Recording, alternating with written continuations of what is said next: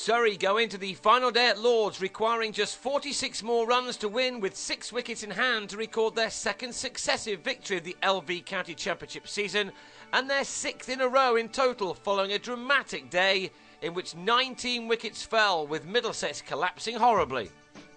Surrey began the day trying to earn a first innings lead, starting on 161 for 5, 95 runs behind Middlesex, and their captain Rory Hamilton-Brown appeared to be the man who was going to earn them that first innings advantage. His innings was a mix of the brilliant, this shot off Corey Collymore went for 6, and the fortunate, this edge which he'd kept down well, went for 4 as he and Chris Jordan took the total to 184. The deficit stood at 72 when Jordan was the first man out after 40 minutes of play, comprehensively bowled by Tim Murtagh, who finally got a wicket. Then in the next over, Gareth Batty, in trying to turn Collymore to leg, got a leading edge to Joe Denley at 189 for 7. Every run was now going to be important, and John Lewis, who was to have a very good day, batted well with his captain, dominating an 8th wicket partnership of 22. But the last 3 wickets fell speedily. Hamilton-Brown was legged before to Toby Rowland-Jones, who later removed Jay Dernbach for a duck. And in between those, Lewis drilled a ball from Neil Dexter to Murtagh at mid-off, as Surrey were all out for 222 to trail on first innings by 34. It had been a good morning for Middlesex, who've not been beaten by their local rivals at Lords for almost 2 decades, and as Denley and Sam Robson got them off to a steady start second time around, it looked as if they were going to be favourites to end Surrey's tremendous recent run. Surrey had 1 success before lunch. Denley, on 5, took on Xander de Brain, but edged to Batty. The decision to open the bowling with the medium pace of de Brain really paid dividends straight after the break, when he also found the edge of Chris Rogers' bat to leave Middlesex on 29 for 2 and the game in the balance.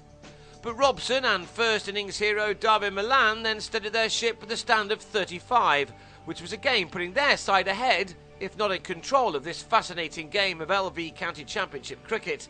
It was all going nicely as the lead hit 99. The turning point came when Milan on 13 lost his off bail to Dernbach, and just as they'd done in the defeat to Somerset last week, one bad session was to cost Middlesex dearly. Dernbach struck again in his next over, trapping Robson in front as the opener went for 43. Then Lewis, a recent signing from Gloucestershire, took over to turn the match very much in his side's favour. He had Dexter legged before for a duck to make it 76 for 5, and in his next over he induced an edge from Gareth Berg, Batty taking the catch as Berg departed for a single. Everything was going Lewis's way, and he even managed to get a fingertip on Ollie Rayner's drive to run out the luckless John Simpson at the non-striker's end. The alarming collapse continued with Lewis at the forefront of it all. He had Rayner caught behind for 7, and then saw Jacques Rudolph take a sensational catch in the slips to dispose of Rowland-Jones for 6. And in a flash the innings was over. Collymore was plumb in front to give Lewis impressive figures of 5 for 41. From 65 for 2, Middlesex had collapsed to 106 all out in the space of only 17 overs. So that left the visitors a victory target of just 141, but they were soon making heavy weather of that as it was the turn of the host to fight back. Rudolph was LBW to Rowland-Jones for 6. Steve Davies cut Murtagh into the hands of Denley to depart for 8.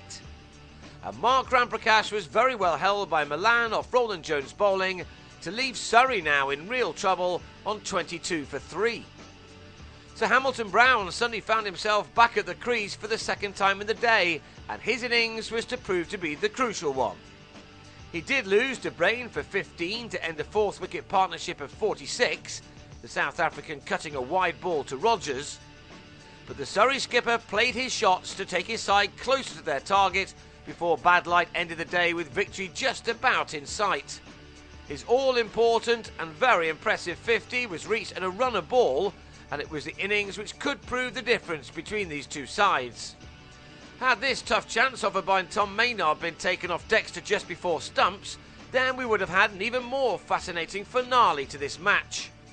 But as it stands, Surrey need only 46 more runs to win yet again, With Hamilton-Brown there on 51 and Maynard on 12, the visitors will go again on the final day on 95 for 4, and with batting still to come, they should be able to make light work of their target to record their second successive win and send Middlesex to their second defeat.